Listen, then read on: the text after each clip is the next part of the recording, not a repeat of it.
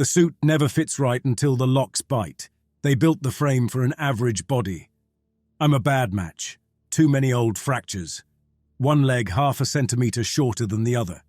A spine with a slow curve from years walking decks that never sat level. The exo treats all of it as error margin and forces me into its idea of straight. The first brace comes over my shoulders. The rib cage clamps around my chest. Then the hips latch into the cradle set into the floor of my locker niche. When the spine rail grabs my back, I stop being just a man and start being a piece of yard equipment. The yard is what we call the moon. Official designation, Corrections and Resource Integration Facility. A polite name for a hollowed rock full of machinery and people nobody wants near their real homes. Those homes hang up above in the ring, a bright band of habitats and offices that circles this place and pretends to live apart from it. The yard digs ore and chemicals out of the rock. The ring turns them into comfort and clean surfaces. That's the bargain. I work security. I keep inmates on task and breathing. Shifts done, tools mostly intact, no bodies in asset zones that matter. I patrol in a powered exoskeleton that weighs more than a small vehicle and costs more than 100 of me. I run through the start routine on muscle memory. Jaw switch engaged, suit wake on, gyros spin up, limb servos cycle. The old chant plays in my head out of habit. Lock, test, clear. Those steps offer a kind of stability the yard never manages anywhere else. My locker niche faces a strip of painted wall that used to hold a motivational poster. The frame remains. The poster vanished cycles ago. Someone scratched a picture of the ring into the concrete instead, careful lines tracing its perfect curve. Sonny leans in from the next niche while I lock my left arm into the sleeve. He draws a knuckle along a scuff on my shoulder plate. You ever going to polish this thing, Garrick, or you letting the rust spread for morale? I flex the arm and watch diagnostic glyphs climb from red toward green. Rust shows we work. Management loves visible proof of effort. He snorts and kicks his foot back into his own cradle. The cradle clanks, disengages, and he lifts free once his systems confirm balance. Management loves throughput and quiet reports. Proof is what they ship down from the ring during tours. He peels away toward the door. Shorter than me, restless enough to rattle his own frame. Fresh transfer from another sector, still believes in sideways movement. Shift change, same as every cycle. We file out of the locker bay into the security corridor. Suits single up in the narrow passage. Floor plates adjust to our weight, taking each step and spreading it into the yard's ribs. My body knows the layout as much as my head. This corridor into the yard access hall, that hall opening over processing line 4. Line 4 handles ore from the southern trenches and feeds the scrub tower and refinery tanks. By the time we reach the access hall, the suit has full alignment. Stabilizers feel like a second skeleton welded over mine. Diagnostics sit all green except for minor drift in my left knee joint, same as always. Brace waits at the end of the hall. He runs this watch. Heavy even without a suit. Shaved skull. Eyes that never look tired no matter how long he's been on. His armor plates look new. That means pull topside. You can always tell by how often their gear gets swapped. He sweeps us with a glance, then checks his wrist slate. Standard circuit, line 4, med intake, south pit perimeter, then back for debrief. Keep eyes on the union stewards. They had a grievance wave last half cycle. Central wants it quiet. Resilience lots again, Sonny mutters over the private channel. Workers don't like getting dragged offline for injections and experimental naps. I keep my response off the net. Opinions leak into logs and logs climb ladders I don't. The resilience program is the ring's latest fix for the way this rock chews through bodies faster than they can ship them in.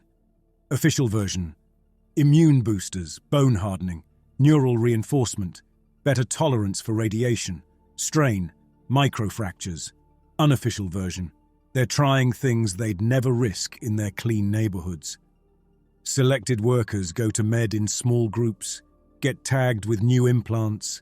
dosed with drugs that make techs whisper behind their palms, then return to the line if they return at all.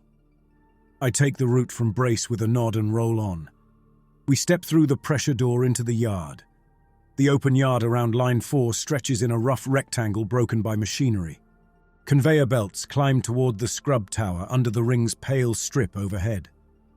On the ground, rows of inmates move in choreographed misery. Laborers and convicts together. Coveralls the same faded grey regardless of what put them here. They push feed carts, clear jams, haul scrap. Union stewards in orange armbands pace the line, watching both throughput and guards. They call themselves the Workers' Council because words matter when you live under someone's boot. To us, they're the union, an organized problem with a seal. They bargain over shift lengths, hazard pay that rarely materializes, and which month Central earns a riot. I move the suit along the catwalk above the main belt, visor overlay reading worker tags. Servos answer each step with subtle hydraulic twitches. The frame could carry 3 men at once without losing balance. I've done it. A flare of orange on the overlay marks a steward below. Duncan. Older than most on the floor, beard cut short to stay clear of moving parts, posture of a man who's dodged machines all his life. His tag lists 2 decades served and more ahead. He rose out of the same bunk rows and now plants himself between them and the worst Central pushes through. He glances up as I pass. His gaze tracks my suit, then slides toward the med block across the yard. Med is a low slab with few markings. Inside, triage, surgery, the doors to resilience labs. He lifts his arm. Garrick, got a minute? Or that thing moving too fast for conversation? I angle the suit down the ramp toward him. If your section stays clear, I've got time. If I'm breaking bones, I don't. He falls in beside my left leg, keeping pace despite the Exo's long stride. We're missing men. People wash out, oversleep, shank each other. You've lived here. These didn't. Med recalled them for resilience follow-ups and they vanished. We track our own. 3 this week, 4 last week, all from my cluster. Logs list transfers to bays that don't exist on our rosters. Line stats hover steady in my visor. Throughput sits on target. Take it through your rep on the ring. That's what your council is for. Dry laughter. Our rep gets 3 minutes every quarter with some junior exec who smiles for the camera and writes nothing. You sit closer to their systems. You deliver for them. You escort our people in. You could push a query. I move whoever I'm ordered to move. I'm not a courier for your complaints. You move them. He gestures toward Med again. You walk them there, Garrick. They lean on you when the order pings. They depend on you not to feed them into a grinder. Dependence fits better than trust. Fear sorted into routine. I watch his face in my peripheral. He believes every word. That's the problem with Duncan. He believes in structures in a place that only cares about tonnage. Resilience publishes a failure rate. My tone stays even. You want to hang bodies on their numbers. That's between you and their notice board. It's still not my call. It turns into your call when what comes back from Med turns wrong. He tips his head toward the grinders. I shift view to the man he means. Worker tag flashes yellow. Name, Kellen. Mid-30s. First term on the yard. 5 years in on double shifts. Fresh from the last resilience batch. He pushes a slag cart toward a chute in stiff, jerky motions, as if his joints don't trust his muscles. Overlay notes a higher than usual body temperature on his last scan. He stops pushing. The cart keeps rolling, bumps the chute lip and tips, spilling unprocessed rock across the gangway. The nearest steward reaches for his shoulder. Kellen bats the hand away with more power than his frame should hold. His head jerks left, right, then snaps toward the steward. From this distance, his eyes look too wide and bright, locked on a point that isn't there. Duncan moves faster than I do. He's already off the line, cutting toward the disturbance. I throw my suit down the ramp to intercept. Kellen lunges. He moves like a mounted tool, all mechanical force. His fist drives into the steward's chest, folding the older man over the conveyor rail. People scatter. Someone hits emergency stop. The belt shudders and slows. I catch Kellen's arm with the Exo's left hand. Suit readouts spike as he twists against me. Bones feel thicker than they should through fabric and skin. Muscles along his forearm knot and roll in tangled waves. He snarls, but the sound grinds in his throat like a damaged machine. Something in his neck has shifted. His free hand slams into my helmet. My view jolts. The armor absorbs it. Restraint, I project through suit speakers. The crowd needs calm more than I need my own voice. Clear the line. Move.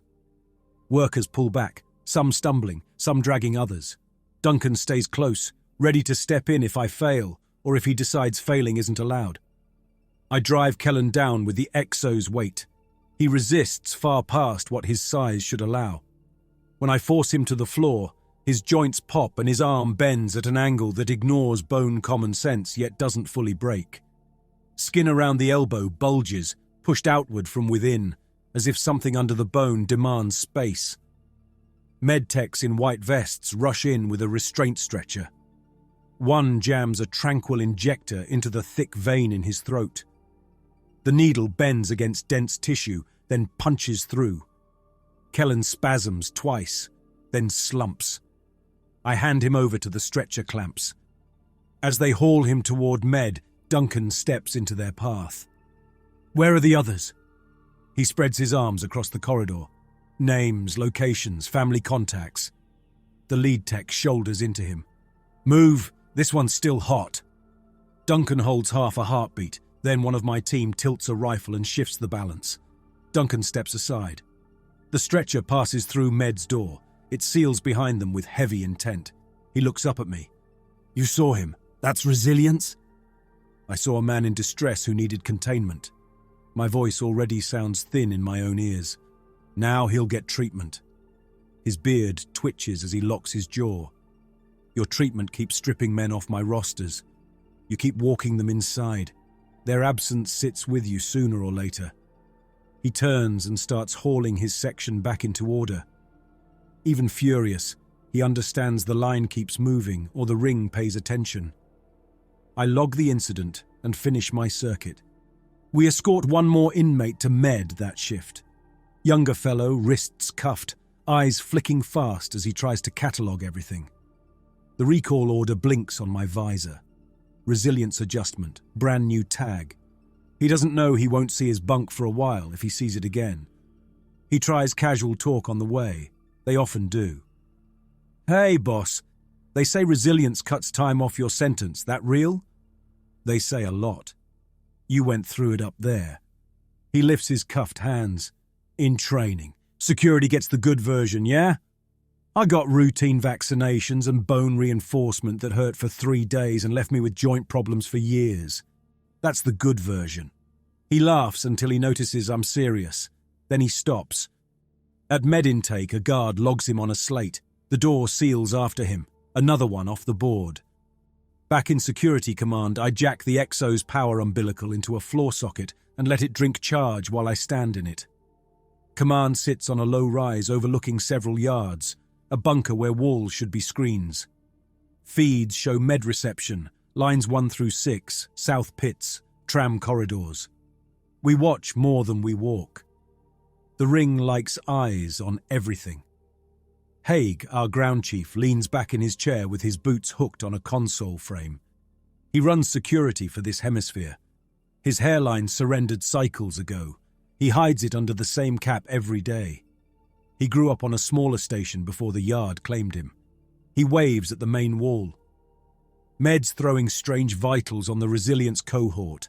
Central flagged elevated aggression and kept the rest vague. You had one pop off at the grinder? Worker Kellen. Fresh resilience subject. Turned aggressive without provocation. Stronger than his mass.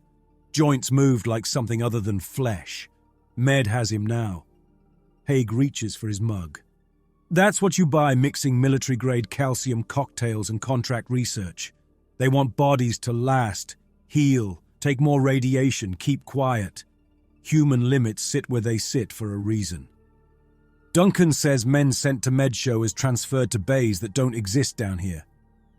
Duncan complains when a tool cart squeaks. Haig sets the mug down harder than he needs. His job is to keep people wound tight so they remember who talks for them. Our job is awe. Let him vent. Don't let him slow anything. On the wall, Med reception feed shows empty benches and a doorway. A nurse at a terminal. The feed jumps. Static crawls over the image, then clears into motion. The nurse skids across the bay, dragged by something off-screen. Her limbs jerk at wrong angles. Her mouth hangs open, but audio brings only a thin, broken hiss. The view cuts to another camera. A corridor. Two orderlies backpedal from something advancing just outside frame. Their arms lift, trying to ward off blows, then one yanks sideways like a doll. The other staggers, swings a tray, goes down under a shape that moves faster than the frame rate can track.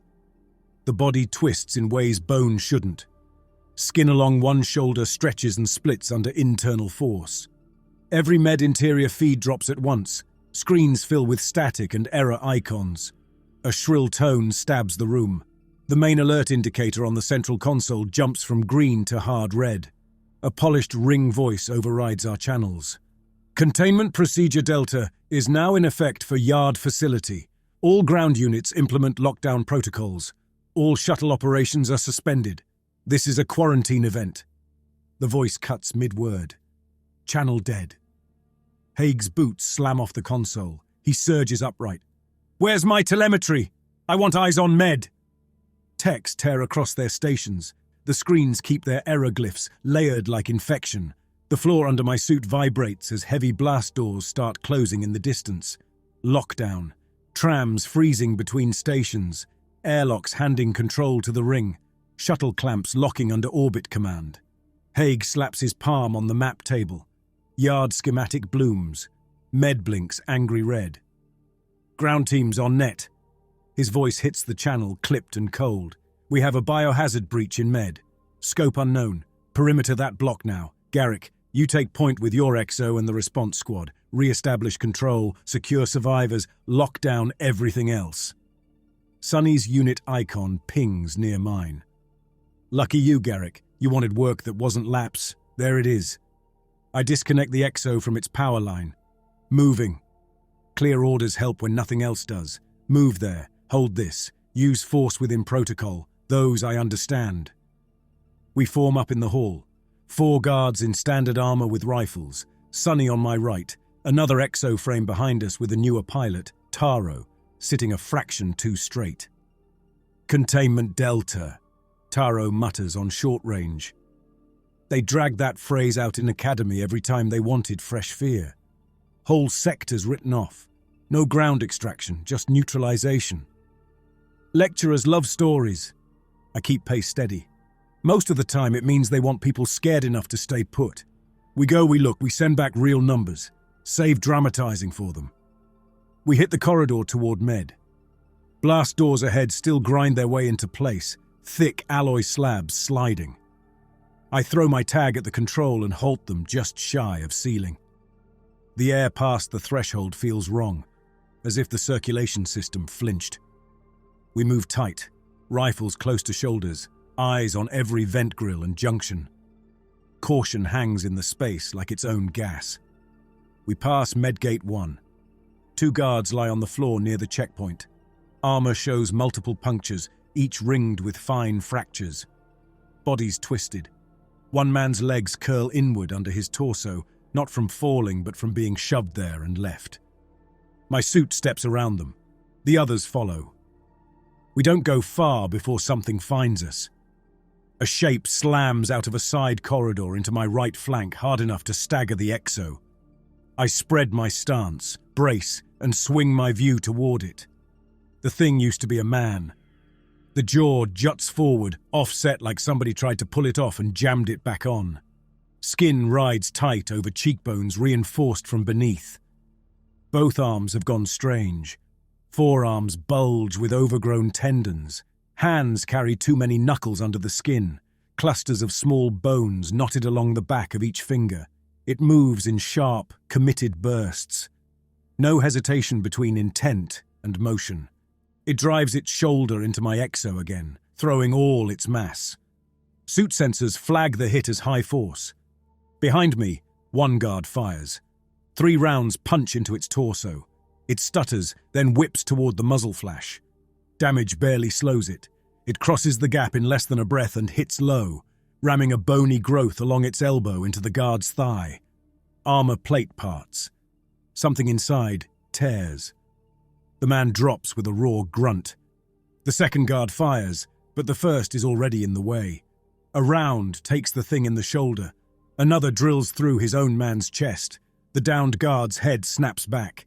His body jerks once, then flattens. "Hold fire!" The word rips out of me, too late. The thing yanks its elbow free. Bone comes with it in a white spike. It plants that spike like a climbing pick and launches at the second guard. The man gets his rifle halfway up before the creature slams him into the wall. Something in his armor caves with a crunch. I clamp both exo-arms around the thing. Servos strain. I lift, pivot, and throw it down the corridor into a closed maintenance door. Metal dense. It bounces, scrabbles, tries to climb back up. Suit overlays highlight swollen joints and stretched skin where bone pushes outward like reinforcement struts. Resilience profile. Taro breathes. They weaponized the treatments. I move. It rushes with arms wide. I meet it. At the last second, I drop my center and drive a powered knee into its pelvis. Bone cracks. It folds. I bring the exo's right arm down in a hammering arc onto its spine, pouring full suit weight into the hit. Something in the column gives. It hits the floor face first. Arms twitch and fingers flex with strength that shouldn't belong to disconnected nerves. I grind my boot into the back of its neck until nothing moves. Silence lands, broken only by our breathing and the tick of cooling weapons. 2 guards lie dead. One slumped with armor warped around his chest, eyes open. The other flat, leg twisted out, stains spreading under him. Sonny crouches at the split in his leg plate, hands pressed in, but the angle of his shoulders says it's pointless. Leave them. I force it out before anyone suggests we haul bodies. Tag armor KIA, mark location. We don't have the numbers. Sonny looks up, eyes too bright. We're leaving them in the hall for those things to chew. We leave them where they fell, and we seal the doors when we get out. Move. He swallows the argument. That's discipline. It always costs. We push forward. Halfway down the next run, blast shutters slam down ahead. Ceiling strips flicker, then settle into dull emergency glow. I turn to signal the team. Static and distant shouting smear across my channel, too broken to pass. When the noise thins, I stand on one side of the shutters with the exo. The rest of the squad stands on the other. Command, Garrick. Forward team cut off by shutters between Med and Corridor 3. 2 guards down, hostile encountered. Respond. Silence. Squad channel gives me a thin hiss and nothing else. The suit pins my position on the local map, a narrow slice of corridor between Med and the industrial blocks. The path back sits under control I can't reach. Comms barely qualify as alive. Just me, the exo, and a yard that shifted from familiar to feral in a minute. I test the shutters with a hand. Solid. Central control only. I could wait and hope command re-establishes contact. Or the ring pushes a patch. That feels like fantasy. Med killed its feeds first. Whatever this is, that's where it began. I choose a direction. Forward. The corridor narrows as it approaches the med hub. Wall panels show impact scars, dented from inside. The floor bears arcs where bodies dragged sideways and up at once. Gouges score upper walls and ceiling at heights no normal reach can touch. Around the bend, a body hangs halfway up the wall, pinned there by extra limbs sprouting from surface panels. Arms thrust into seams at sharp angles, locking the torso in place. I walk under it. The face stares upward, eyes open, jaw slack. It looks like someone's sculpture of anatomy gone wrong.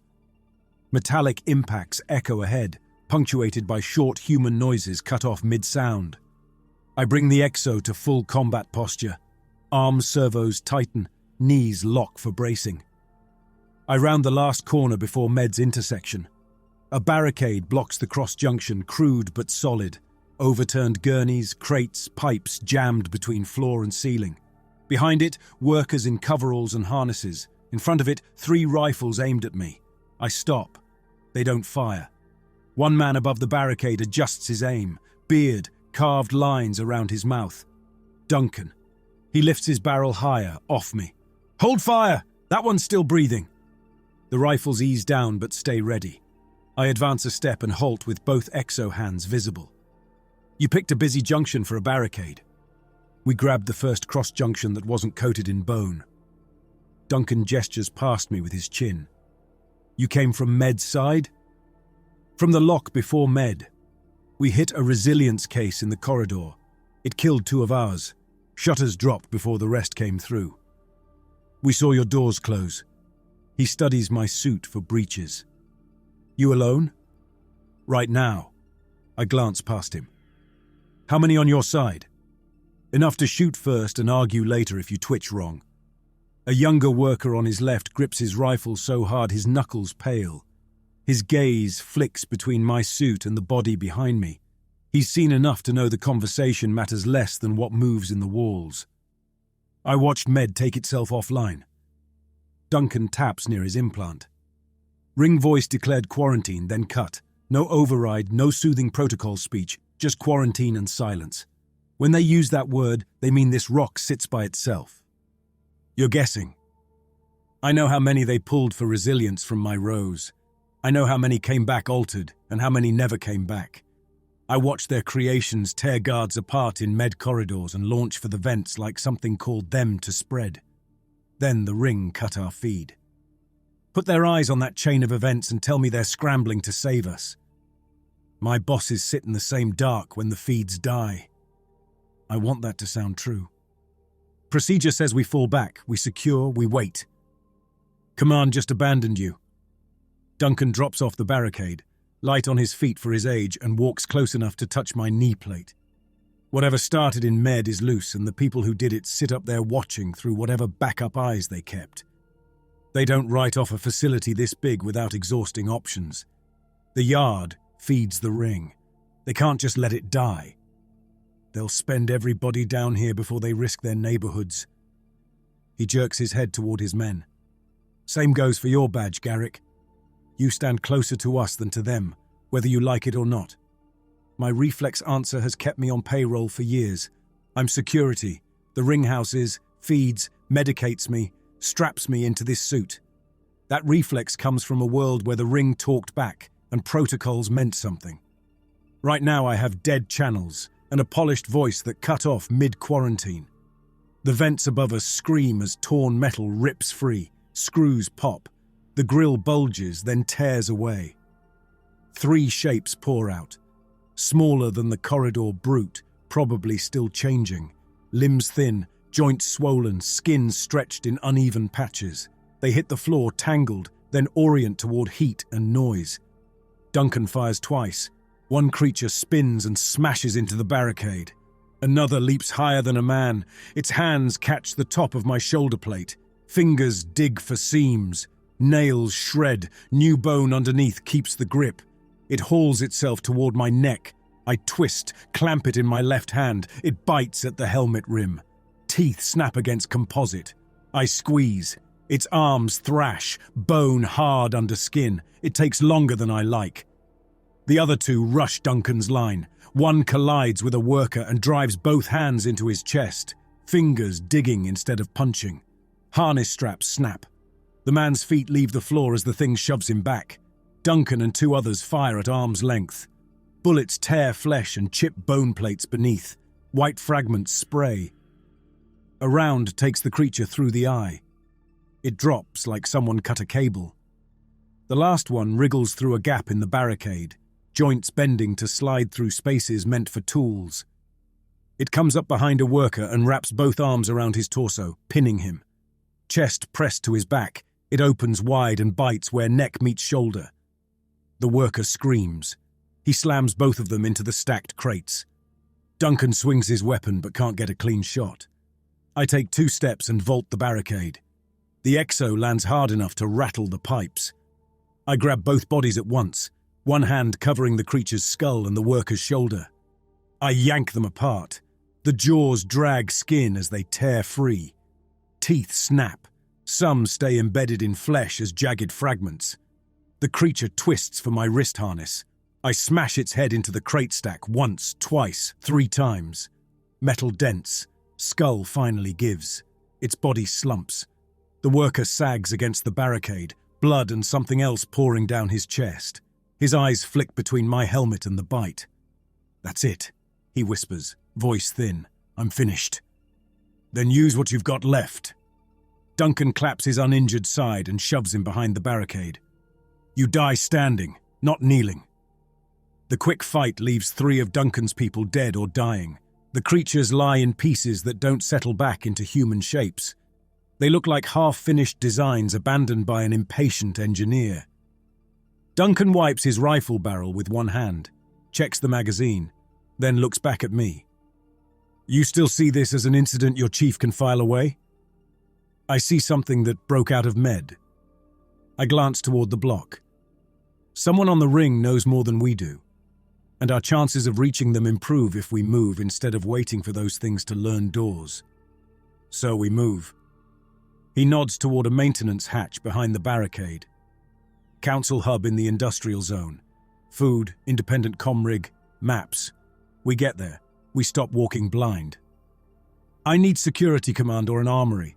My unit will regroup and we coordinate from there." He laughs once.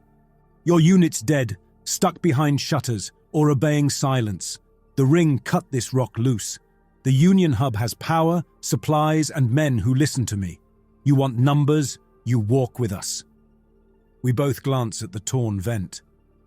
"Or we stay," Duncan adds, "and learn how this new breed behaves with time. I'd rather do that behind thicker doors and fewer grills." He's right about moving. Armories sit inside grids tied to command, which isn't talking. The Union hub is physical. Men, gear, an old satellite rig. It's also Duncan's turf. "Fine." I sweep a hand at the barricade. "You open your path. I walk point. Your men keep their rifles off my spine. You keep your frame between us and anything in the vents, and my rifle looks elsewhere." They move fast. The barricade was meant to hold a while, not forever. They clear enough space for the exo, then rebuild behind us. The maintenance hatch leads into a crawl corridor. Pipes sweat condensation overhead. Floor plates run uneven. We move single file. Metal scrapes my suit where the ceiling dips.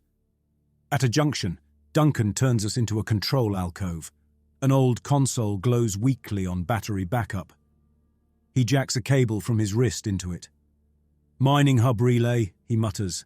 "Council piggybacked comm lines here years ago. If the ring left anything on the upper bands, we can scrape a copy." The screen flickers, status panes, glitching graphs. Noise filters through the walls, distant impacts, something heavy moving against structure. A familiar corporate face fills the screen. Executive-level polish, smooth jaw, crisp suit, ring interior in the background with clean corridors and curated greenery. She smiles the trained way. "To all personnel in yard facility." Her voice carries that soft authority they teach. A biohazard event has occurred in med and augmentation sectors. Yard is now under full quarantine to protect both populations. Ground personnel must shelter in place and await instructions from local command. Containment is a shared responsibility. Together we will allow the pathogen to run its course within the defined perimeter and preserve long-term safety for the ring. The feed cuts. Duncan stares at the blank screen. That's what our lives buy. A recorded assurance they'll let the infection burn itself out while they watch. Quarantine doesn't always mean abandonment. The line jumps out, reflex. It does when our bodies mark the edge of the safe zone. He yanks his cable free. They sent nothing practical. No extraction plan, no logistics, no timing, just a script that tells us they plan to leave it all down here. He moves to a narrow view slit. armored glass that once gave maintenance crews a look at the yard. Through it, the sky strip shows the ring's arc above. Small flares spark and drift along its underside. Defense batteries waking, shifting, retargeting anything that tries to rise without blessing. "They're loading guns," he says quietly. "Anything lifting from the yard turns into glitter. If they meant to erase us in one stroke, they'd already have dropped a tug into the pits. There's too much hardware on this rock. For now." He pushes off the slit and looks back at me. We get to the hub. We take stock. We stop wasting breath on calls to people who already cut the line. Then we head for the spine elevator after that. I tap a small bulkhead map. "Shuttle control sits at the top of that shaft. Our hub gets us closer and gives us options," he says. "Old channels, old satellites. It beats arguing with sealed doors. Hub first, then spine."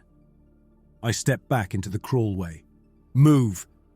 Maintenance shafts snake behind the visible yard. Air warms as we approach the industrial heart. We spill into a high service gallery above the industrial floor. Below, conveyors hang motionless, loaded with half-sorted ore. Loader arms freeze mid-swing, caught by lockdown. Catwalks crisscross between towers and vats.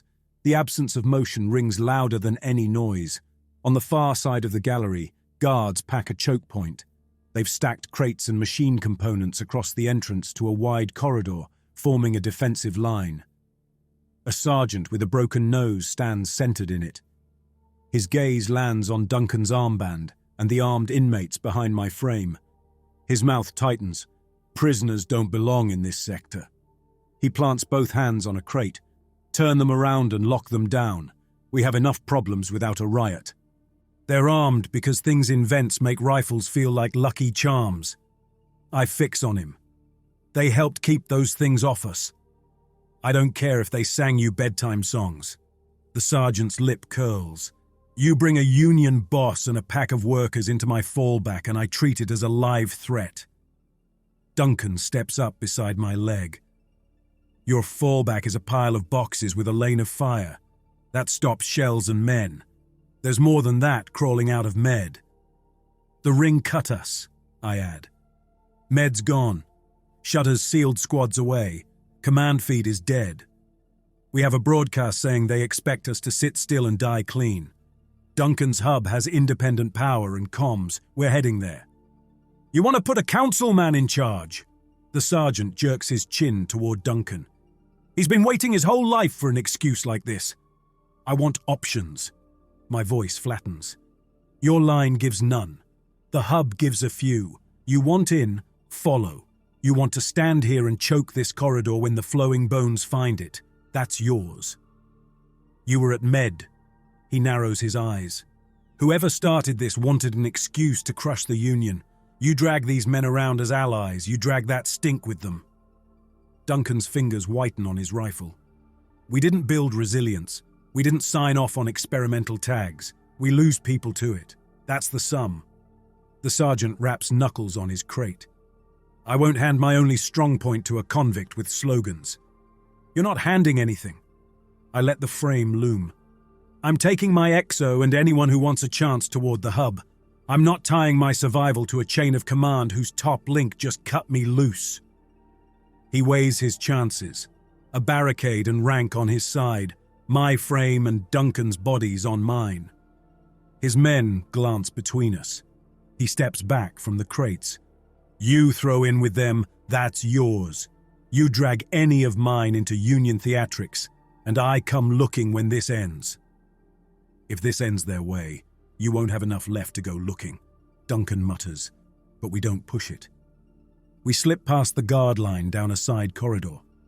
The Union hub sits in a maintenance annex originally meant for tools and parts. Over years, the council turned it into a nerve center. Bunks carved into old shelves, a comm rig wired into abandoned satellites, paper maps on walls, crates of rations where inspectors pretend not to see. We enter through a narrow hatch. Inside, the hub is cramped and low, a warren of bunks, tables, and cabling.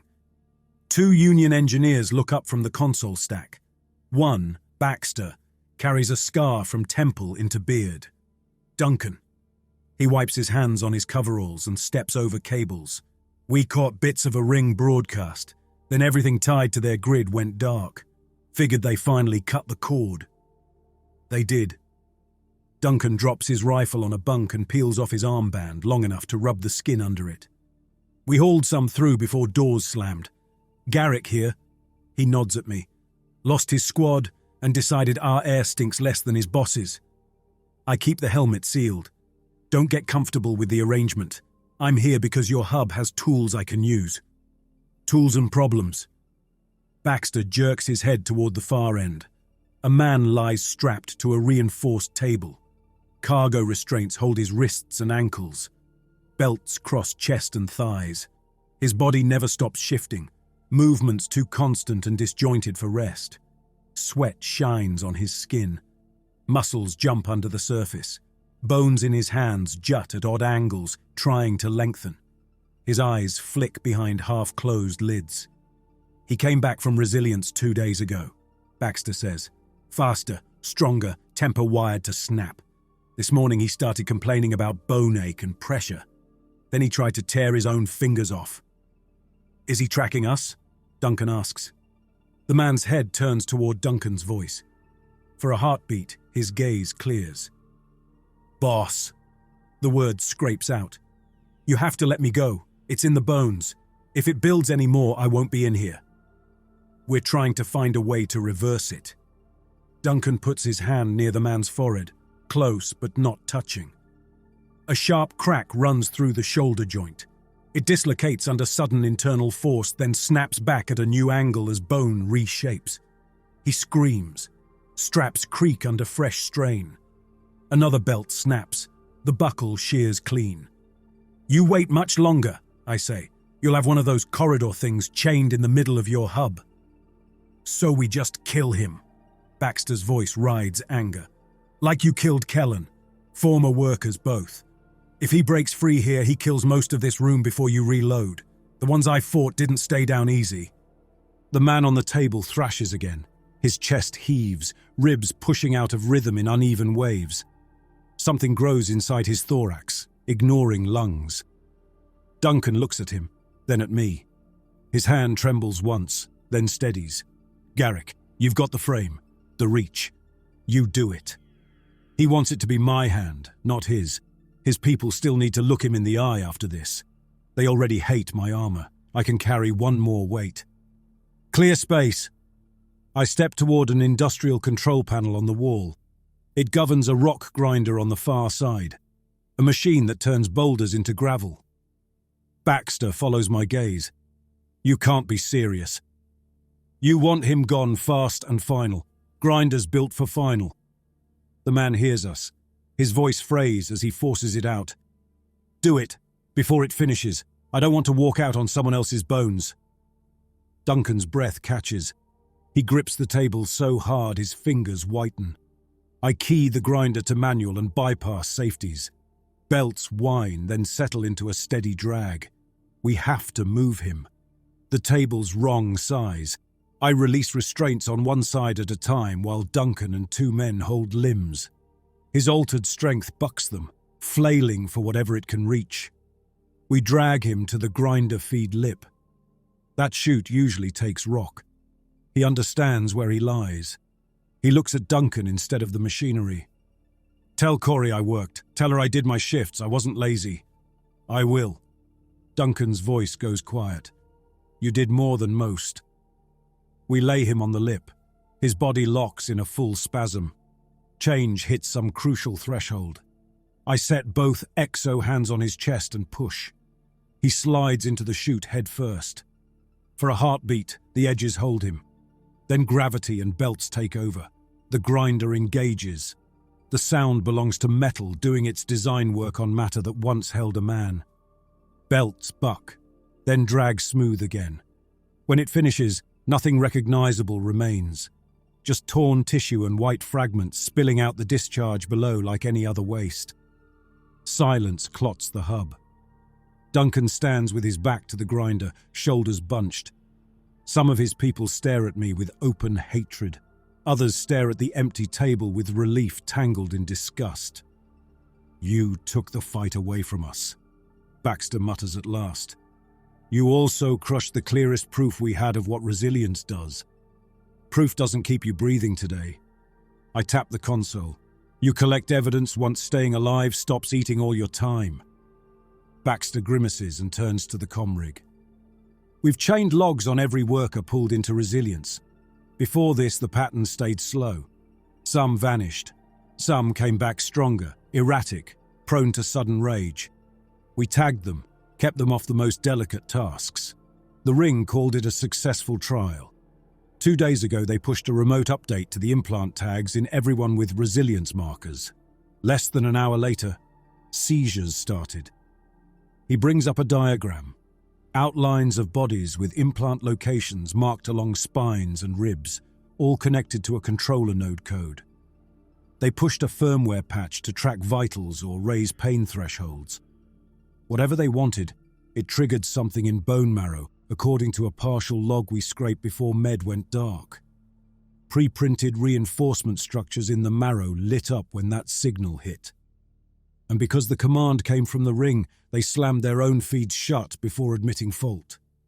Duncan paces. Now their project runs in ducks while Orbital Compliance drafts wording for an unforeseen event. He nods at a rack. "We have records. Audit logs, testimonies, union lists of recalled workers. We blast this everywhere.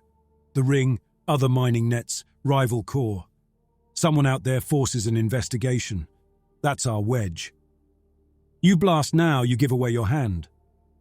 I rest a hand on the rig. "You expect them to sit quiet while you indict them on every channel. They cut lines and drop rocks. So we keep quiet and let their pathogen chew until they decide the cleanup schedule." Anger sharpens his words. "That's your version of keeping us alive." "We keep enough." I watch his eyes. "Enough to bargain with if we reach the Ring. A grand accusation they can erase by killing us, and jamming a signal doesn't help. A drive full of data we choose when to use does." Baxter scowls. "You sound like them. Calculations and optics." "I sound like someone who's watched them feed bodies into mine shafts for years." I pull the main power lead from the rig's battery bank. The screen dims, losing its outbound channels and keeping local storage. I carry the lead to a charging port on my suit's back. "What are you doing?" Duncan steps in. "Your rig runs on its own battery. Its transmitter drinks power you'll need later." I hold up the cable. "These cells tied to my frame and a few improvised weapons buy us more steps on the way to the spine elevator. Once we get near shuttle control, we use their transmitters to burn your evidence into every band they own." Duncan studies me. "You honestly think you can get to shuttle control through all of this?" We both know what "this" means now. "I've walked this yard longer than half your men." I slot the lead into my suit. Reserves climb. There's an old ore shaft that bypasses the main spine platform, drops under the blocks, climbs into a lower transit ring near shuttle control. Longer, dirtier, never meant for people. Resilience planners probably didn't tag it. Baxter pulls up a map and traces the line. "We can reach it from Block 7's base, but the blocks are packed. If infection sits anywhere, it sits there." Then we move fast and stay off open tiers. I watch the suit's indicators creep up. We argue less and walk more. Every minute we burn here, Ring Control fine-tunes weapons.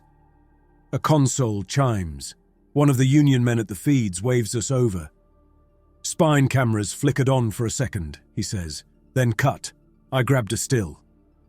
The picture shows the main elevator platform under the central shaft. The car sits open. The platform is covered in shapes that used to be people and now serve as structure. Limbs jam into rails, torsos drape over consoles. Bodies fuse where they fell, bone reinforcing cables and braces. The floor twists with forms, some still move. "That was our path up," Baxter mutters. "Now it eats anything that steps on it. That makes the ore shaft our route." I straighten. We go down to come up. We carry whatever proves they did this, and we don't stop until a launch cradle sits under us. Assuming one still sits there. Duncan's finger traces the screen. Assuming they don't cut the spine loose. Then we don't give them time to decide. Nobody likes the plan. Nobody has anything better. We grab what we can carry. Drives with resilience logs. The implant reader, a sealed sample case Baxter swears holds marrow from an early subject. Food bricks, water, tools, weapons. Weight adds up fast. Weight matters when you climb. Duncan leaves some men to guard the hub and any survivors who make it there. The rest, a stripped-down dozen, follow me back into maintenance corridors, heading for the ore shaft under Block 7. The shaft gate at the base of the block once kept inmates out of unauthorized depths. It hangs bent and open, forced recently. We descend a long ladder bolted into rock. Shaft walls close in, old ore carts hang from a side rail, frozen mid-climb at lockdown. Halfway down a rung gives under Hask, a wiry miner. He slips, boots scraping. For a heartbeat he hangs by one hand. I drop weight onto the ladder, bracing and snag his harness with an exo-arm. Actuators protest. Warnings flash. I haul him back onto good rungs by brute servo force. Harness straps bite into my glove. Once he's steady, I let go. "Thanks," he pants. "I prefer breathing. Use rungs that still remember their job." We reach the bottom. A narrow tunnel leads into the cell block access ring. The air feels compressed, heavy, full of trapped sound. Higher tiers of Block 7 show what infection does in crowded confinement. Cells line both sides of long corridors in stacked levels. Fronts of some hang torn, composite peeled like paper. Riot foam from an older era clings dead to door frames. Some cell doors sit open, ripped outward from inside. Others remain sealed, locks intact, interiors quiet. Hands reach through bars as we pass. Faces press between them. Men call for release, weapons, news.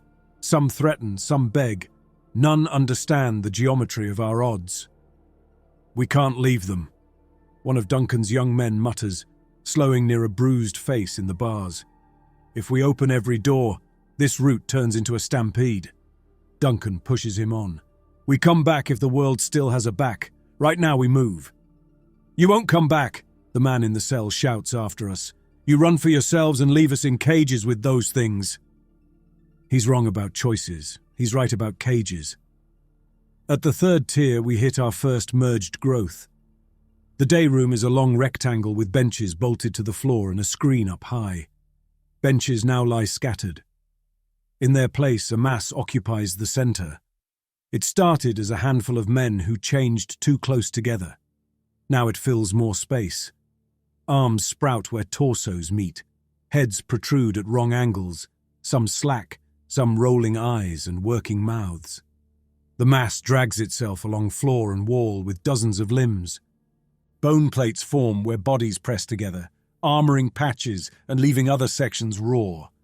It senses us and surges toward the door, sucking along the floor with any surface that can grab. Progress looks grotesque and fast. I plant the exo in the doorway. The mass slams into the frame. It doesn't fit, but it compresses. Limbs fold along impossible lines. Fingers work through the gap. I fire 3 rounds from the wrist cannon into the leading bulk. Meat and bone blow out. It recoils, then presses again. Local damage barely slows it. There's too much nervous tissue, too many redundancies. The support column to the left of the door carries the tier above and the day room ceiling. A crack runs down its length. "Clear this hall." My voice leaves no room. Duncan's men scatter along the corridor. I press the exo's shoulder against the column and shove sideways with everything the frame has. Concrete and steel protest. The crack widens. Chunks fall. Rebar shows. The column buckles with a deep snap. Ceiling sags. The mass surges nearly through just before the ceiling gives. A slab from the tier above crashes down, smashing the doorway and landing across the fused bodies. Several mouths scream at once. Limbs thrash. Dust fills the corridor. Rubble clatters off my armor. When it settles, the day room lies buried. Bits still twitch under the slab and might do so for a long time. We reroute along a narrow flank corridor that bypasses the ruin. Cracks spread along the tier above, but the block holds. We reach the Med Research Annex through a side passage. It used to be a small lab serving the blocks, a place for ring-approved experiments. Now it's a morgue and archive. Tables with restraints stand askew, some still holding half-changed bodies. Instruments lie scattered, bone saws, implant readers, injector rigs. Cryolockers line a wall, a few doors ajar. Scratches mar some interiors where someone woke early. On a desk, a console still runs a log. A researcher's face fills the frame. Pale, eyes wide behind thick lenses, lab coats stained. Resilience trials. His voice shakes. Unexpected systemic plasticity. Bone marrow samples from augmented workers show latent structures, pre-printed reinforcement patterns, dormant until implant tags send a specific burst. The update from the ring this morning triggered them in all subjects at once. I tried calling Upper Med.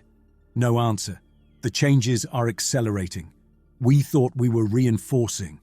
The protocol destabilizes core systems. This is a crash off screen. He looks toward the door. Recording ends. Duncan moves among the tables, jaw locked. They used us to see how far they could push a frame. We're cheap and distance keeps their hands clean. Distance does that for everyone. I watch his shoulders.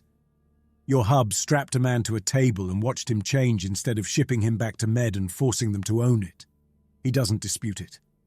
Baxter digs through console menus and dumps data to a portable drive. We don't have time to unpack this. Raw logs, partial sequences, notes. I'm grabbing the activation protocols and the tag update packet. The rest rots. He shoves the drive and a compact implant reader into my waiting hand. Readers tuned to interrogate resilience tags. We can still pull patterns even if main systems die. Duncan eyes the cryo lockers. If any countermeasure exists, it sits in there or upstairs. The lockers hum faintly. Frost rims the doors. Some have names scratched in, volunteers or victims. We don't have time to thaw anything. Pounding from the stairwell says we aren't alone on this level. The biophage travels in groups now. We move. I turn toward the door. We take a piece of their work and go. Duncan stares at the lockers a second longer, then tears himself away. Survival wins again. We leave by another door, emerging onto a tier where every cell door gapes. The corridor sits strangely calm. Where is everyone? Hask whispers. The answer waits at the central shaft. The block core is a vertical void with walkways and guardrails at each level. Usually you can see tiers stacked below, inmates and guards in motion. Now the void is full. Bodies hang in a tight column from floor to ceiling. They interlock, torsos jammed, limbs woven into a single living pillar along the shaft's center. Faces bulge outward here and there, eyes rolling. Mouths open and close around silent words. Bone rods spear multiple bodies at once, tying them together. The column moves in a slow, indecisive way. Muscles pull against restraints. Hands reach out along its surface, fingers scraping metal. Where it brushes a walkway, rails bend and twist. Limbs wrap into beams, anchoring it. We need the far side. A narrow maintenance bridge spans from our tier to an access tunnel leading toward the ore shaft. The bridge is intact. Getting there means walking the walkway with the pillar close enough to touch. The column stretches from pit to ceiling, not solid but packed. Gaps open between tangled limbs and close again. Hands grope in every space. We go one at a time. My voice stays level. Fast, close to the wall. Don't stop. If something grabs, you pull harder. Duncan snorts. Yard rules. I go first. Exo as shield, limbs reach, fingers scrape armor. Some still look recognizably human, calloused and dirty. Others carry bony spurs. One set of arms locks around my left forearm, tugging toward the mass. I twist, rip free, and slam my shoulder into that section. Bones crack, the pillar shudders, a ripple runs through it. Faces follow me. One mouth shapes my name, I keep moving. The bridge sways under the frame. The column brushes its underside, testing. I add speed.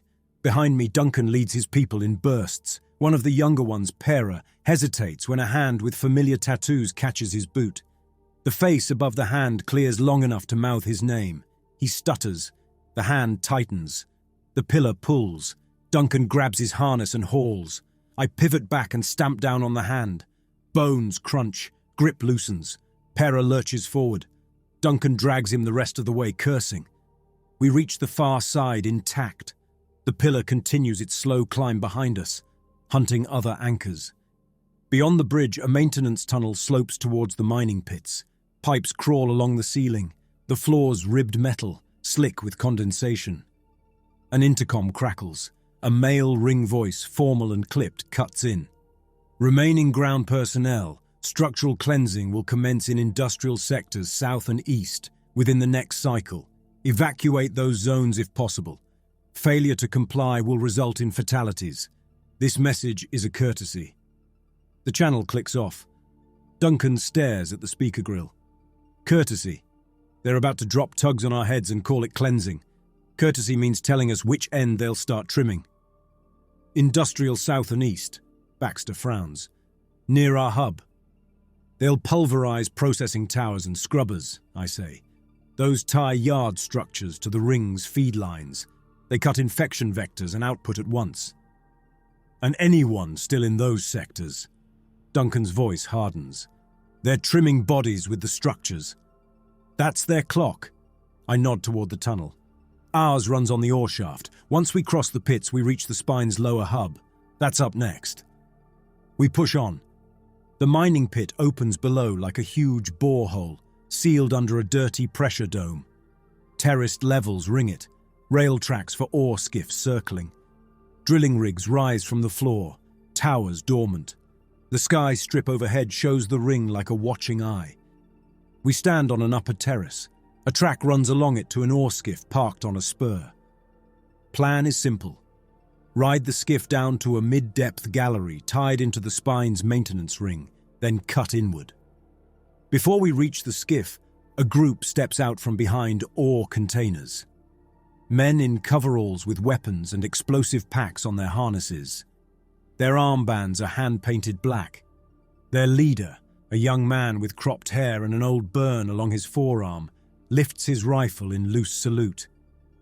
Look what the pit coughed back. Union boss and a walking tank. Took you long enough. Duncan exhales. Merrick, thought you were stuck topside on rigs. Got down just in time to watch the ring break our toys. Merrick gestures at the drilling towers. Figured it was time to pick a side. Council talks, ring cuts, we bleed. Today we cut back. He pats the charges on his harness. We wired key points under the main elevator and conveyors. Pop them and the ring feels it. Ore stops. Their floors shake. Maybe some towers crack so they remember rock still exists. Dropping the main elevator traps everyone on this half of the yard. I keep my gaze on his packs. Including you. We're trapped already. Merrick grins. Difference is whether they feel the cage too. Better die biting than choking down their orders. The elevator still sits in our plan. Duncan edges closer. Maybe not the car, not with that flesh pile, but the spine around it. You rip out supports and feeds, we lose our ladder. Your plan runs through their arms with a neat set of logs and a request to treat us like people. Merrick's smile drops. I've seen your petitions. They print them up there so some junior exec can use them under coffee. Shapes move on the pit walls while we argue. They cling to beams and cables, climbing with inhuman ease. Some still wear miner tags. Bone hooks grew along their limbs for metal purchase. Others sprouted extra arms for reach. They move in bursts, leaping between anchors, eyes bright. They head for the terraces. Talk later, Duncan snaps. Fight now! Merrick laughs once, thrilled despite himself. Always figured we'd end up on the same side of a barrel. We fan out along the terrace using rails and stacks as cover. My frame plants near the skiff. The first wave crests the terrace 20 meters away. They come fast, staggered, Shots crack. Some go down. Others take rounds and keep coming. One lunges at me, 4 limbs driving it forward, a 5th sprouting out its back to hook a beam. I grab that extra arm and wrench. It tears free with a wet rip. The creature collapses, spine bending wrong, then lies still. Another jumps Duncan. Merrick's bullet takes it in the side, spinning it. It lands short and skids, claws sparking. Hask steps in and drives a jackhammer bit through its chest, pinning it to metal. Chaos pulls 3 ways. Merrick's militants fire at biophage and at structures, planting charges on supports. Duncan's crew split focus between holding the creatures off and stopping Merrick from collapsing the platform. I watch for anyone heading toward the main elevator's primary column. One militant breaks and runs for that column, charges swinging on his belt. If he reaches the base, he can ruin everything. I move. The Exo pushes past safety limits. I cross the terrace in long strides. A biophage clips my right leg. I kick it away without slowing. The militant fumbles for his detonator as I arrive. I grab his harness and toss him over the pit lip. He falls, shrinking, still cursing. Gravity handles the rest. Another militant near Duncan pivots his weapon toward me instead of the infected. Fury blazes in his eyes. Duncan drives his rifle butt into the man's gut. The militant doubles. The shot goes wide into rock. They grapple. A detonator skids across the terrace. A third militant dives for it. Baxter slams into him from the side. The detonator spins toward the edge, teetering near a drainage slot. I lunge. Exo fingers close over it as its light flickers. I crush the casing. The glow dies. One charge still goes off. Above us, a tower shudders as an explosion tears through its base. Rock dust geysers. The tower tilts, then settles on remaining supports. A slice of the ore elevator's outer frame twists and tears. The partial blast sends a wave of grit across the terrace. Some infected lose grip and tumble. Others cling harder, learning. The skiff's panel shows damage but responds. Hask slaps manual override.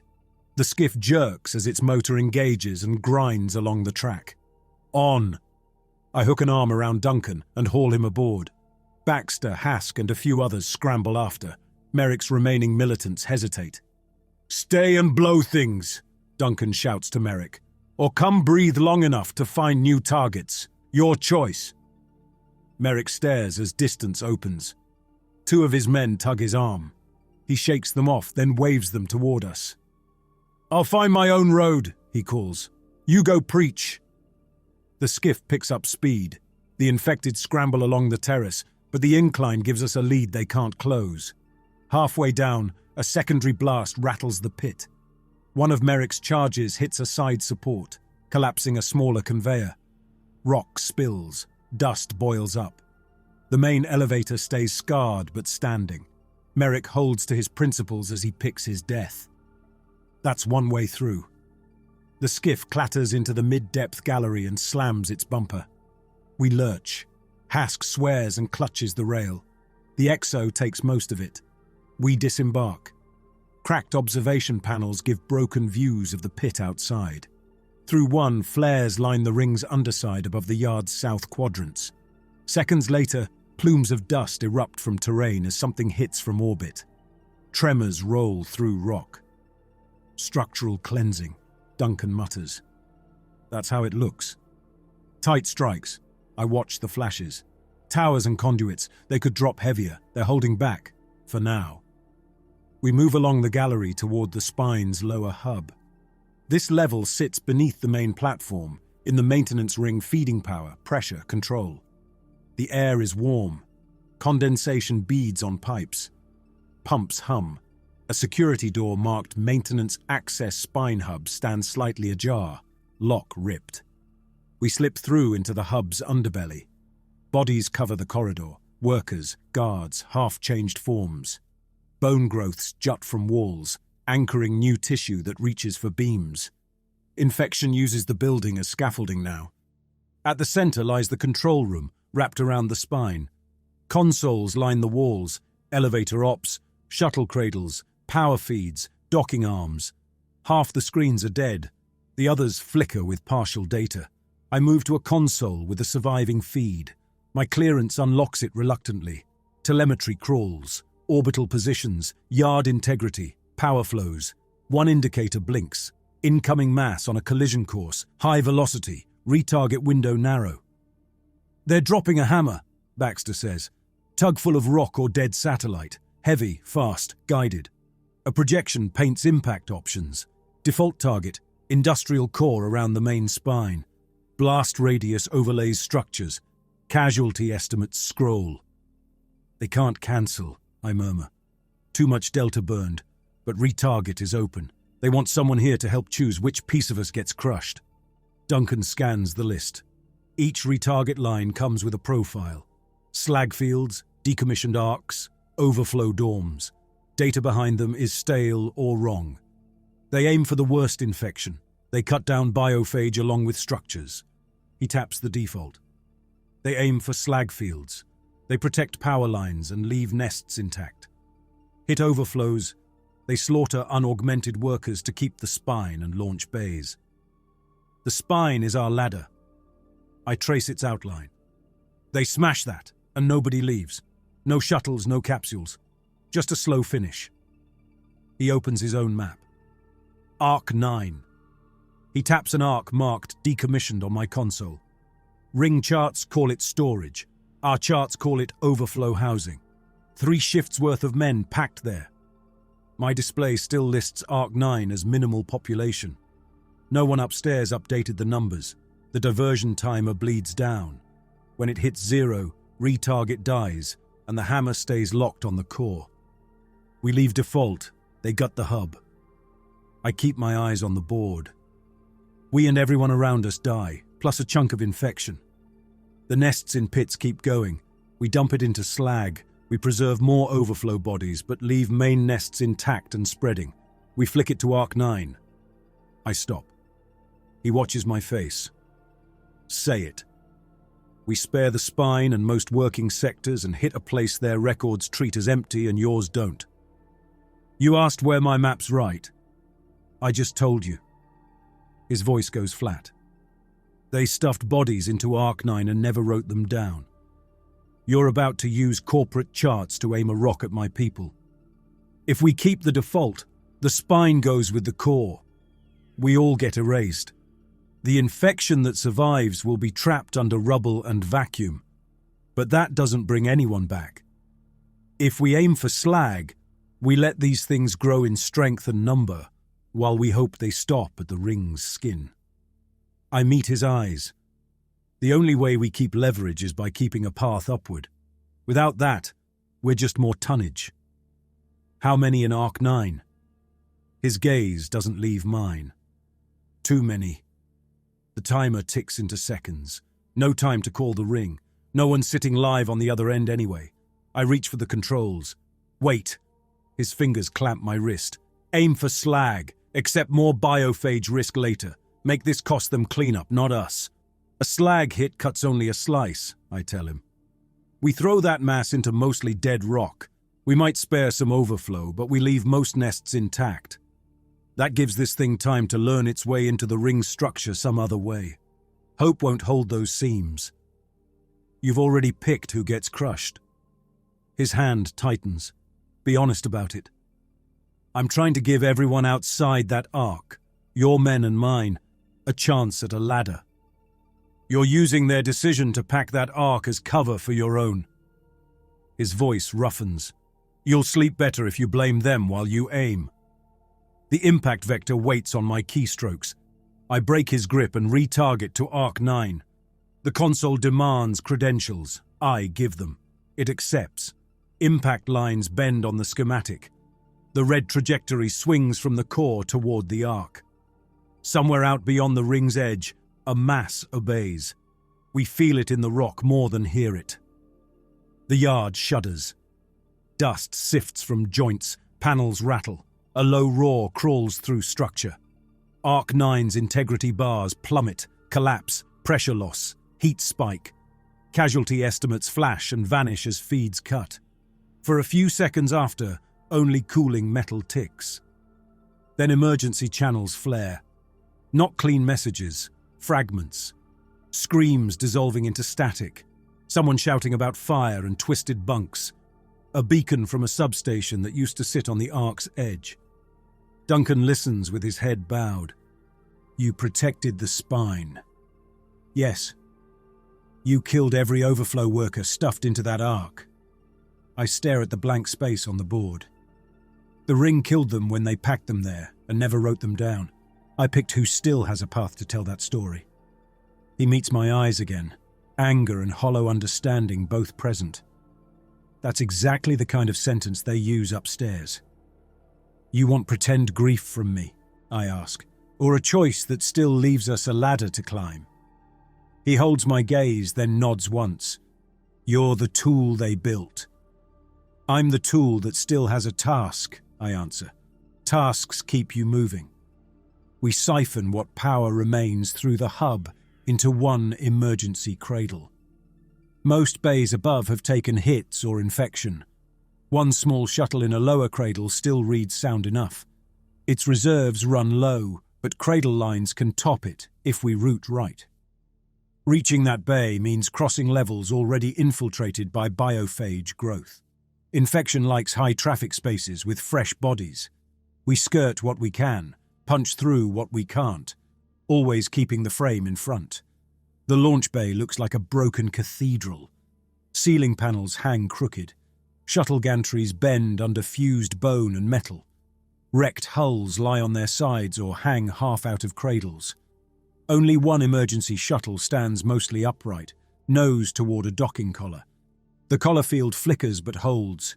Between us and that shuttle runs an open transit corridor with sections of outer wall torn away. Beyond that gap, the ring dominates the sky, its curve bright, yard turning beneath like a scarred pebble. Biophage forms move among wreckage. These look more refined. Limbs proportioned for speed and reach, bone plates grown to reinforce load points. A few are fused to maintenance drones, human torsos anchored to chassis with tool arms extending. They see us immediately. We dive behind crate frames as bone shards and rubble fly. A drone-merged hybrid scuttles along a wall, its human chest welded to a base with multiple robotic arms. Baxter ducks as a cutting blade shears air where his head was. He pops up long enough to fire 3 rounds into the hybrid's torso. One hits soft tissue. The thing jerks, then keeps moving. We can't win a straight gunfight in this corridor, I say. They own the angles. Control room under that gantry. Duncan points to a cluster of windows near the shuttle. Cradle controls. Maybe implant monitors. We get there. We see what they're tracking. That's our next rock. I fire the forearm cannon at the nearest cluster. Cover explodes. Hybrids pause. We sprint. We move in bursts, trading cover. One of Duncan's men goes down with a bone spike through his thigh. Another takes a graze. Hybrids press, probing. We slam into the control room door. Locks are dead, but the frame holds. I hit it with the Exo's shoulder. Hinges give. We tumble inside. An implant monitor sits on the back wall, tuned to resilience tags. Its screen flickers but functions. Baxter plugs the implant reader into it. Tag data scrolls. A field shows IDs and relative positions, dots clustered through the bay and surrounding structure. Lines connect them to a central node. The central ID matches Duncan's name. He stares. That's my tag. First trial batch. They put it in me early, before anyone knew the word resilience. Claimed they wanted my profile as a benchmark. You weren't wrong. Baxter's voice cracks. They tuned later implants off your immune markers, bones, nerve thresholds. You're the base pattern. The pitch was workers built like me. Duncan's words come slow. Machines could bounce off them. I figured it was talk. The biophage tracks that signature. I study the map. See how clusters tilt when you move? They're keyed to your baseline. You walk, they orient. In other words, I stand in for a beacon. His mouth twists. I walk and they follow. A heavy impact hits the control room wall. Glass spiderwebs. A hybrid slams against it, claws scraping. We need a diversion, Baxter mutters. Something to pull them off that shuttle. Duncan keeps watching the blinking node with his name. I walk out there and shout, "They come! You go the other way!" "They'll pull you apart!" I glance at the bay. No cover, bad angles. They climb every surface. "They're already in here." He shrugs. "They get me either way. Out there, I choose why. I walk loud, they lock on me, and you use that window." He taps my chest plate. "You reach the shuttle. You splice in the drives. You use their own transmitters to blast what we have along every line they can't easily bury. That broadcast paints a target on us. I watch the bay. They shut us down between here and orbit if I try to embarrass them. They'll try regardless." He grips my forearm. "Use what I can give. Otherwise my men die for nothing." He moves to the door. Outside, hybrids test cracks in the frame. "Duncan." I grab his shoulder. "You step out there. We might not buy enough time. They move faster than we plan." He huffs a breath that might be a laugh. "Then you don't waste what I buy on guilt." He pulls the door open just enough to slide through. Creatures beyond hesitate, surprised by prey volunteering. "Hey!" he calls into the bay, voice raw. "You want a signal? You follow me." He runs along the maintenance gantry wrapping the bay, away from the shuttle. Hybrids pivot. The implant console shows tag clusters streaming after him. They chase along, some above on beams, some below on pipes. He throws rubble in their faces, curses at the top of his lungs, keeps them with him. My instincts line up options. Do nothing, and stick to the original plan. Dash for the shuttle while they follow him. Try to flank and draw some pressure off him, or use the bay's hardware properly. Under the control room window sits a manual panel for the bay's blast shutters. Heavy plates once meant for fire and decompression control. They can cut chunks of the bay off from everything. If I time it, I can drop shutters around the gantry segment he's on, trapping him and most of the hybrids together. Then, open outer doors in that section. Vacuum finishes the work. It keeps those things from swinging back toward us once they lose interest. It also takes his choice and makes it immediate. He told me to use his life as a tool. I can honor that the soft way or the hard way. We run from the control room while the hybrids chase his tag. The path to the shuttle thins, most creatures pulled toward the gantry. I reach the shutter panel. Manual levers sit stiff. Through the gap in the wall I see Duncan, small on the far gantry, running hard. Hybrids swarm. Our comm crackles. "They're taking it!" he pants. "You see them shifting?" "I see them." "Good. You get that shuttle out. You push those logs into every frozen network that hears. Make them choke on our names." My hand closes on the lever for his section. If I let him run, he buys us more seconds at the cost of a slower, uglier end. Some infected might peel off early and circle back. If I pull, I turn his run into a clean kill and wall off his pursuers. He wanted this. That's what I tell myself. I pull. Shutters slam down, segmenting the bay. The section with Duncan and most of the hybrids seals in armored plate. Sirens blare. Seals engage. His channel glitches for half a breath, then clears. "You cut me off early." He laughs, sharp and empty. "Of course you did. Security closes doors first, asks forgiveness later. This keeps them away from us." I watch the status lights. "Your death takes more with it now." "You don't get to dress that up." Noise surges behind his voice as hybrids reach him. "You could have given me more ground, more time. You shaved it down so your corridor feels safer. You were on a one-way path either way. You just made sure it happened inside your lines." He's breathing hard now from running or pain. "That's who you are. The suit that never steps outside procedure." The channel fills with snarls and impacts. He grunts, curses, then sucks air. "Live with Arc-9, Garrick," he manages. "Live with this. May you enjoy the balance sheet." His tag on the implant console flickers, then dissolves into a mess of signals. I stay with my hand on the lever for a few heartbeats longer than I need. No more time. Shuttle. Baxter's hand tightens on my arm. We're done here. We run. The emergency shuttle is small but functional, hull scarred but intact. Cradle systems show marginal power, enough to fire engines if we launch now. We cram through the lower lock as fast as the mechanics allow. I slot drives and the implant reader into the shuttle's systems. Displays flicker awake. Nav, life support, comm. Outside, hybrids that stayed in our section hammer at the docking collar. The field bows and snaps back. I drop into the pilot harness. I've flown enough training and emergency runs. The principles don't change. Strap in. I glance back. If a belt works, use it. If it doesn't, find something that doesn't move. Engines spool. Cradle clamps release. The shuttle shudders into its own weight. Central ring control. I open a corporate channel. Yard emergency shuttle Delta 12 requesting immediate launch clearance. Ground facility compromised by biophage outbreak. Multiple sectors lost. We carry resilience and outbreak data. Respond. Nothing at first. Then a voice. Delta 12, this is ring security control. Quarantine remains in effect.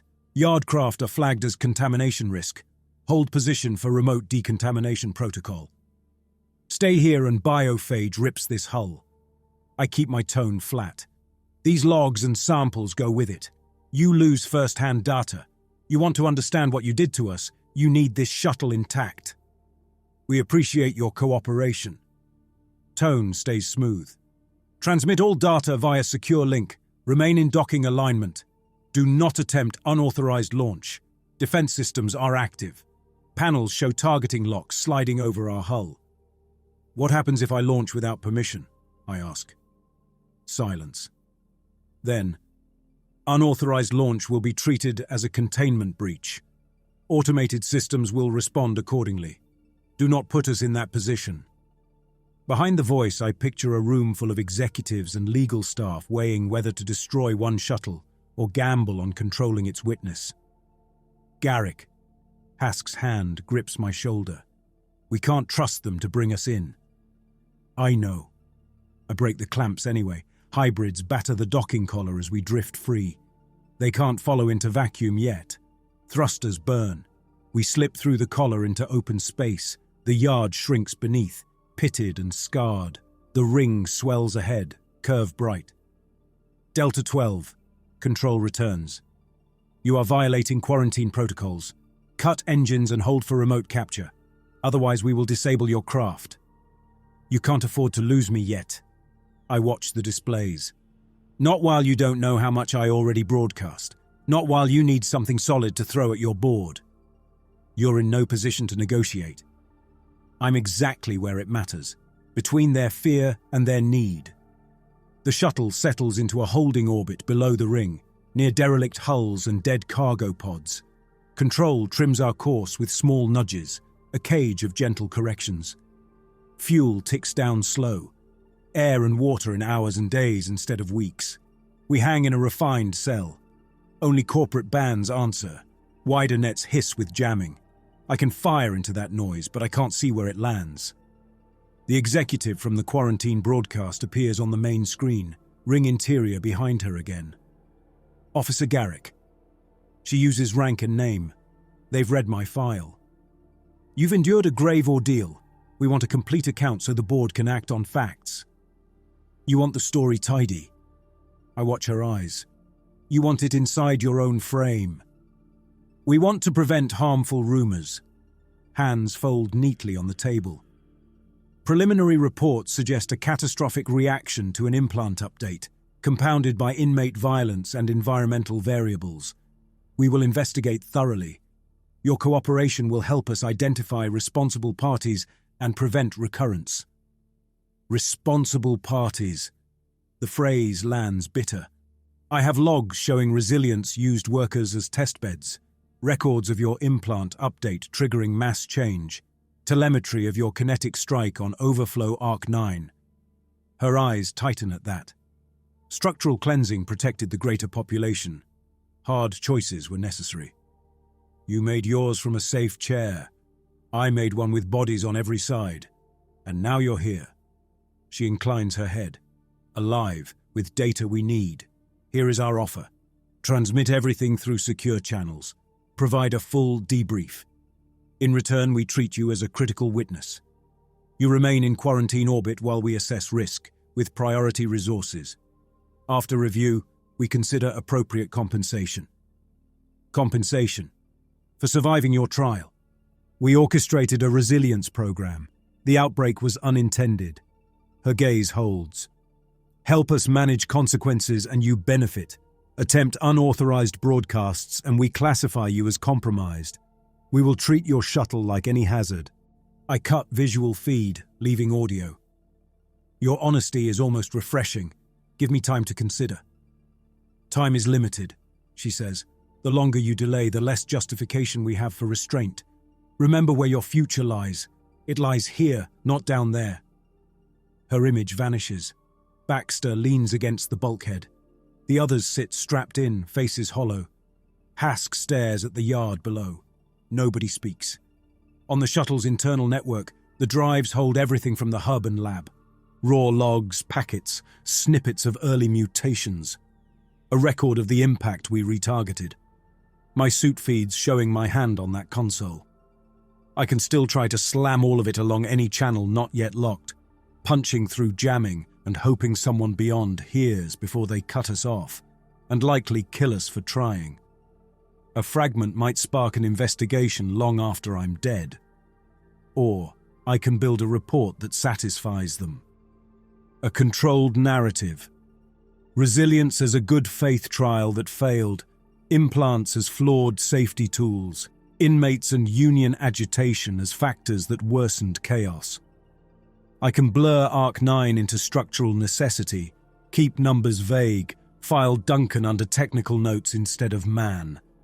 Behavior doesn't pivot in one crisis. My whole life has run on aligning to whoever controls the corridor and telling myself pragmatism is the only virtue that survives.